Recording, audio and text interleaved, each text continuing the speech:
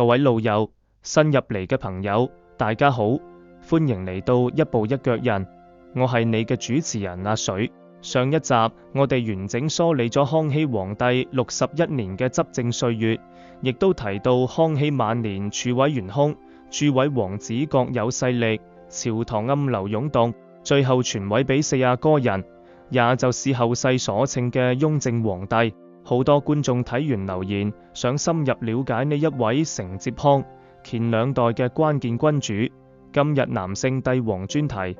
我哋就聚焦清世宗雍正。平時透過電視劇、民間流傳故事，大家對雍正往往會有單一嘅印象，覺得佢為人嚴謹、行事強硬。民間亦都衍生出好多傳聞，有關於繼位嘅猜測，有關於佢處理皇室矛盾嘅各種說法。但如果翻閱清實錄同故宮流傳嘅一手史料，會發現民間印象同真實歷史存在好大落差。雍正係中國封建歷史上極為少見嘅勤於政務嘅君主，在位短短13年，每日埋首處理全國各地送來嘅奏摺，每日休息時間僅3至4個鐘，一年之中唯有自己生辰先會稍作歇息，幾乎全年無休。康熙統治後期，為維持寬厚明君形象，對地方官員虧空、田賦不均等積弊多取從輕處理，幾十年累積落來，國家府庫存銀有限，底層百姓稅務負擔亦存在失衡問題。雍正登基之後，推出一系列針對民生、財政嘅改革，從長遠角度穩定國本，亦為後來乾隆時期嘅安定局面打下堅實基礎。與此同時，佢嘅執政方式同治理舉措，亦存在屬於封建時代嘅局限性。民間長久以來嘅各類傳聞，亦都係後世唔同立場之人衍生出來嘅說法。今日呢條片，我哋完全依據正史記載，有印少年時期嘅王子歲月開始講述，拆解九子奪嫡嘅時代背景，澄清流傳百年嘅繼位傳聞，再詳細講述佢上位之後推出嘅各項惠民改革。最後淺談民間離奇傳說嘅由來，尾段會有客觀中立嘅歷史反思，全面、平和咁認識呢位毀譽參半嘅君主。唔好單純跟隨影視劇或者民間故事嘅單一視角，想客觀了解真實嘅雍正，千祈唔好中途退出。廢話唔多，我哋正式進入正文。低調韜光養晦嘅四阿哥，九子奪嫡時局下穩佈局。雍正本名愛新覺羅胤，生於康熙17年，係康熙第4位王子。對比太子胤型、八阿哥胤等人，胤自細並唔會刻意爭取父皇偏愛。佢嘅生母烏雅氏剛剛誕下佢時，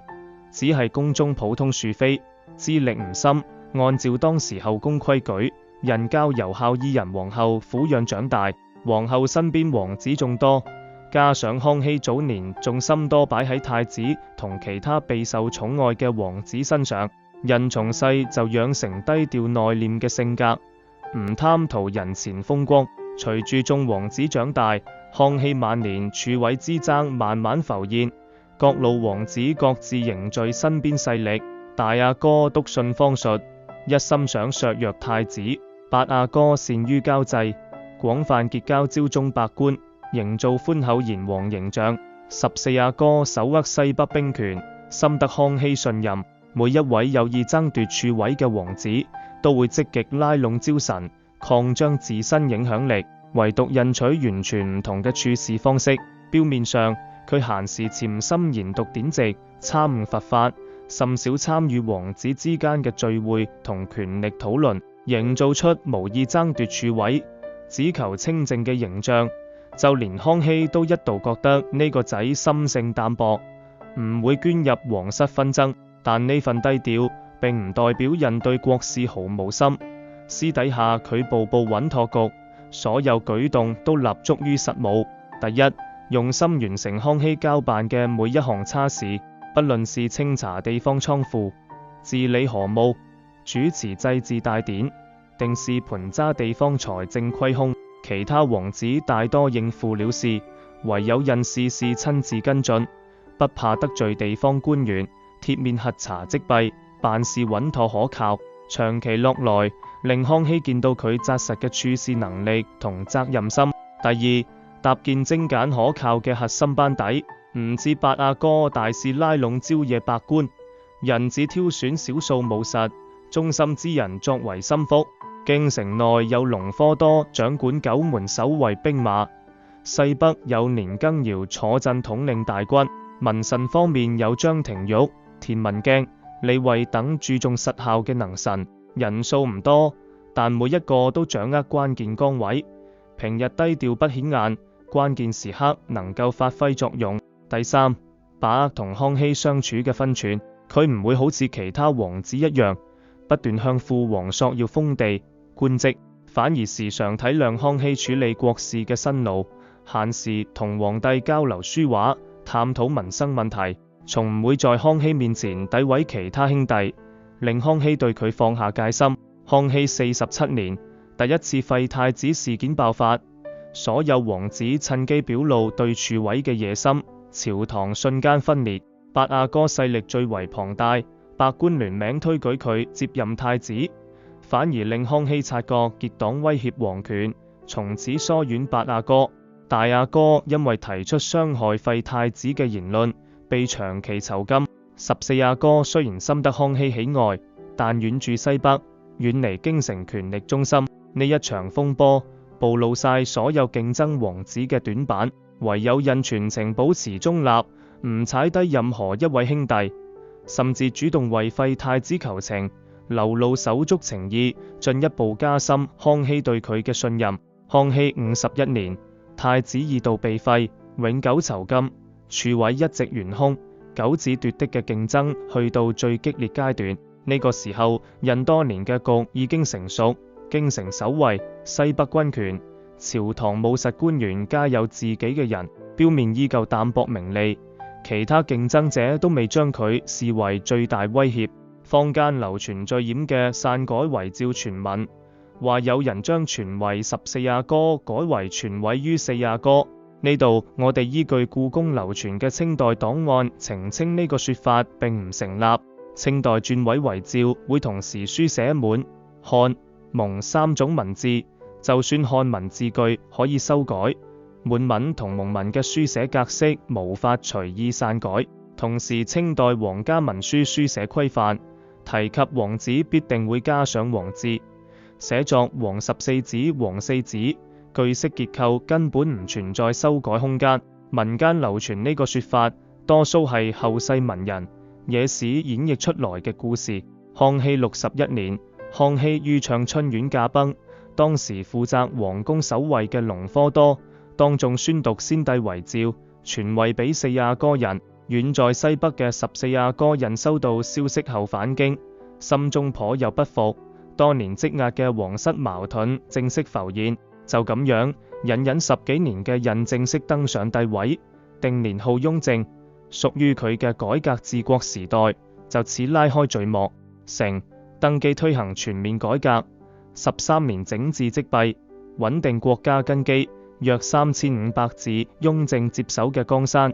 禁藏好多長年累積嘅問題。康熙晚年治國偏於寬和，對官員借國庫銀兩不還，地方財政虧空，大地主紳士逃避賦稅等情況多取包容態度。幾十年落來，朝廷府庫儲備有限，八旗子弟長期依賴朝廷供養，消耗大量財政開支。西北邊疆部落動亂不斷，軍費負擔沉重。如果不及時調整制度，後續會衍生更多民生、財政難題。雍正唔追求後世文人讚美佢寬厚，一心以國家穩定、百姓負擔輕巧為目標。上位之後，陸續推出多項劃時代改革，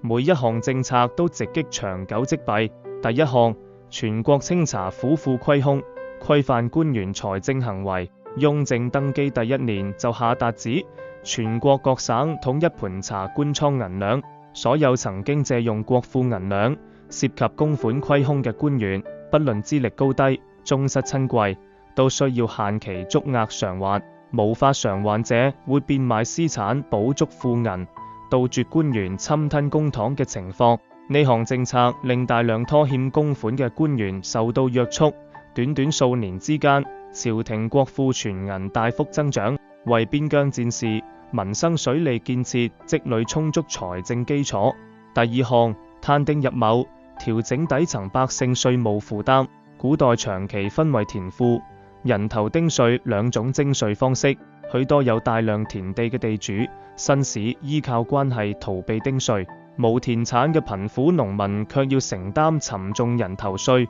不少百姓為避稅隱藏人口，四處流亡。雍正推行攤丁入畝制度，將原本單獨徵收嘅人頭稅全部合入土地田賦之中，擁有多少田地就繳納相對應嘅稅金，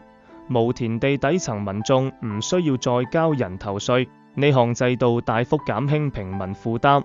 亦令朝廷能夠精準統計全國人口，係中國古代稅制一次重大優化。第三項，火耗歸公，設立養廉銀制度。以往地方官徵收田稅時，稅銀熔鑄成官銀會出現少量損耗，稱為火耗。呢一部分銀兩以往全部歸地方官私人支配，不少官員藉此隨意加重百姓稅負，從中牟利。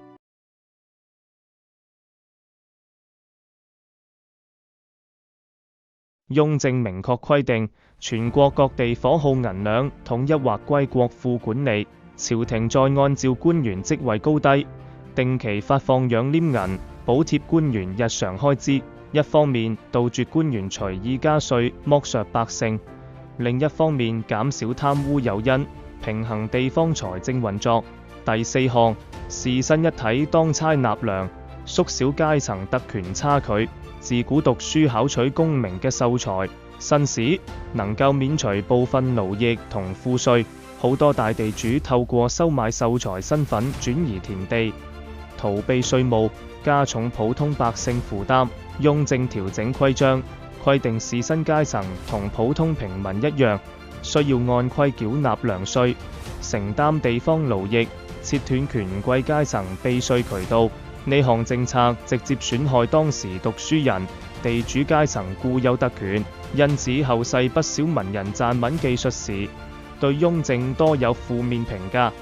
呢亦都係佢民間形象偏負面嘅主要成因之一。第五項，密節奏使制度，加強中央對地方嘅監管。以往地方官上報事務嘅奏摺，需要經過多層官員傳閱，容易出現隱瞞實情、官相護嘅問題。雍正創立密節制度，允許各地心腹官員書寫機密奏摺，由專人直接送達皇帝手中，全程只有皇帝一人閱讀，無分日夜。雍正都會親自逐一批閱密節，詳細回覆官員提出嘅各類問題，透過密節掌握全國各地真實民情、官員行事風格，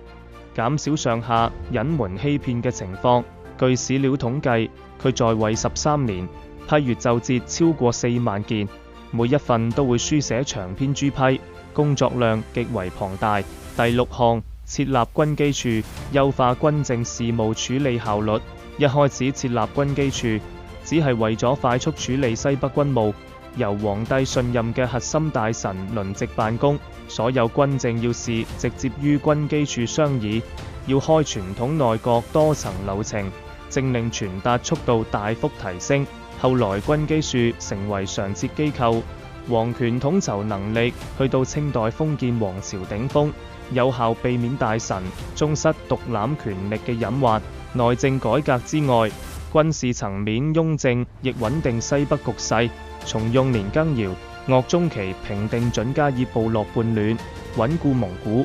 西域地區嘅管治，強化多民族國家疆域一體化管理。而面對曾經同自己競爭廚位嘅諸位王子，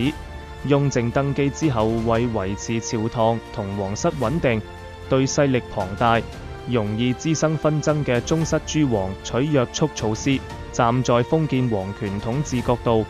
當時八爺黨舊部遍佈朝野，如果放任其勢力發展，好容易再次引發內部動亂。放在當時嘅時代背景之下，呢種處理方式係古代鞏固皇權常見嘅手段，亦都反映出封建皇室權力鬥爭之下難以避免嘅親情隔閡。客觀睇雍正13年執政，所有改革政策核心都係平衡國家財政，減輕底層百姓負擔，僅僅損害當時權貴階層嘅固有利益。亦正因如此，後世文人筆下先累積大量對佢嘅負面記述，獨自承擔治國壓力，創立秘密立儲，離世衍生民間傳說。講完各項治國成就，我哋轉到雍正私人生活層面。呢位手握至高皇權嘅君主，一生大部分時間都獨自承受繁重壓力，難有休閒時光。首先講佢嘅作息，絕對係歷代帝王之中最勤勞嘅一位。每日凌晨2、3點就起身打理文書，白天召見各地大臣議論國事，入夜之後繼續批閱密節，往往到深夜11、2點先能夠休息。每日睡眠僅得3至4個鐘，一年365日，除咗自己生辰當日會短暫放鬆半日，其餘時間幾乎冇休假。亦唔似康熙、乾隆一樣大規模出巡遊玩。後宮雖然設有后妃，但雍正從唔沉迷宴飲享樂，沉迷美色，多數獨自留喺勤政殿處理奏事，相較夫妻、父子相處。佢花最多時間嘅就係國家政務，其次係皇室親情層面嘅考量。見過康熙晚年九子奪嫡帶來嘅朝堂動亂，雍正深公開策立太子容易令儲君身邊聚集黨羽，再次引發皇子之間嘅權力爭奪。為咗杜絕呢種局面，佢創立秘密立儲制度，將足以嘅繼承人名字書寫2份，一份密封收藏於乾清宮正大光明牌匾之後，一份自己隨身保管，等到自己離世之時，先會取出2份詔書對照宣讀。在位期間唔公開太子人選。呢套制度後世乾隆、嘉慶相繼沿用，有效解決咗康熙晚年儲位爭奪嘅難題，係清代皇室繼承制度一項重要改良。雍正一共有10位皇子，多數幼年夭折，順利長大成人嘅僅有王氏、弘曆、弘晝3人。大阿哥弘時立場偏向從前嘅八爺黨，多次同雍正治國理念產生衝突，後來被削除宗室身份，抑鬱離世。三阿哥弘晝看透皇室權力鬥爭，平日行事低調，甚至刻意裝作不問政事，避開儲位競爭。唯有四阿哥弘曆，後來嘅乾隆心性穩重，治國思路契合雍正，被秘密立為繼承人。雍正私下亦會重點教導佢處理政務，分辨民情，長年每日高強度工作，長期睡眠不足，精神時刻處於緊張狀態。到執政後期，雍正身體狀況持續下滑，後期佢曾經嘗試煉丹藥物調理身體。古代煉丹材料含有重金屬物質，長期服食慢慢損傷臟腑，為身體埋下隱患。雍正13年，雍正於圓明園突發重病，短短1日之內駕崩，終年58歲。因為離世過程較為突然，民間隨即衍生好多演繹出來嘅傳說，其中流傳最陰就係俠女入宮刺殺嘅故事。呢個民間故事純粹係後世武俠文學創作，並唔符合史實。有2個清晰嘅客觀漏洞可以參考。第一，清代皇宮圓明園守衛體系極為嚴密，內外多層侍衛晝夜輪流巡查，民間冇人根本冇辦法輕易潛入皇帝寢宮實行刺殺。第二，雍正死後安葬嘅泰陵保存完整，歷代史料、考古記錄之中從未出現金頭、冇頭遺體相關記載，所有刺殺傳說只流傳於民間話本、戲曲之中。現代史學界主流觀點認為，雍正真實離世原因係長年操勞透支身體，加上長期服食丹藥累積毒素，最終突發急症離世。短短13年執政歲月完結，佢留俾乾隆嘅唔再係康熙晚年空虛嘅國庫同積重難返嘅官場積弊，而是充盈嘅府庫銀兩，完善嘅稅收制度、穩定嘅邊疆局勢、康乾盛世能夠維持百幾年安定。雍正嘅改革係不可或缺嘅關鍵樞紐。一生總結與中立歷史反思，回顧愛新覺羅任58載人生。年少作為不受重視嘅王子，歷經10幾年儲位爭奪，憑穩妥韜略登上皇位，在位13年堅持全面改革，逐一化解幾十年累積嘅國家積弊，執政勤勞務實，一心以民生、國庫穩定為核心，卻因為損害權貴特權，被後世文人長久詬病。晚年長年操勞，身體透支，突發急症離世，留低各式各樣民間演繹傳說。我哋分兩個層面客觀評價呢位清代君主，唔好單純憑戲曲、野史標籤化判斷佢嘅功過。一、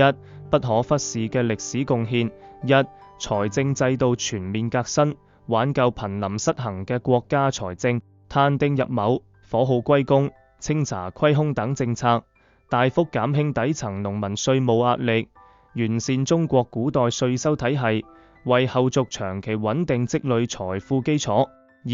創立多項長治久安嘅制度，秘密立儲制度從根源避免王子爭儲動亂，軍機處提升軍政處理效率，密竊制度加強中央對地方嘅監督，多項制度彌補康熙統治遺留嘅體制漏洞。三、極度勤於政務，治國務實，不貪享樂。中國數百位封建帝王之中，似雍正一樣全年無休，事事親力親為，不熱衷巡遊享樂嘅君主寥寥無幾。所有政策出發點都係維持國家長遠安定，改善平民生活。四、鞏固多民族疆域統一，平定西北叛亂，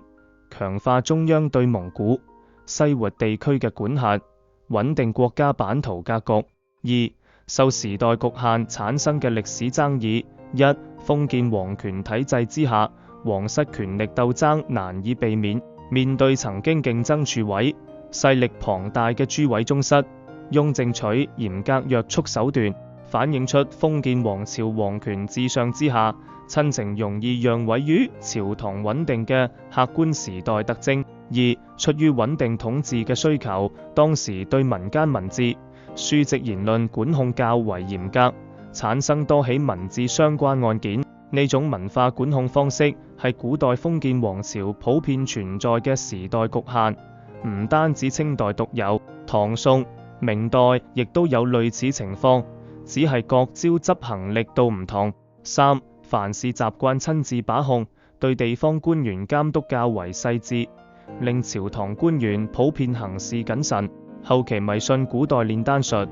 服食丹藥調理身體，反而加速身體損耗，係個人認知局限帶來嘅遺憾。好多人會將康熙、雍正、乾隆三位帝王擺埋一齊對比。康熙擅長開拓疆域，為人包容寬厚，但晚年治國過於寬鬆，積累不少財政，官場隱患。雍正擅長體制改革，務實治國，行事剛直，敢於動搖舊有特權，但手段偏於嚴謹，容易得罪既得利益階層。乾隆坐住父祖兩代積累嘅完整基業，早年治國有序，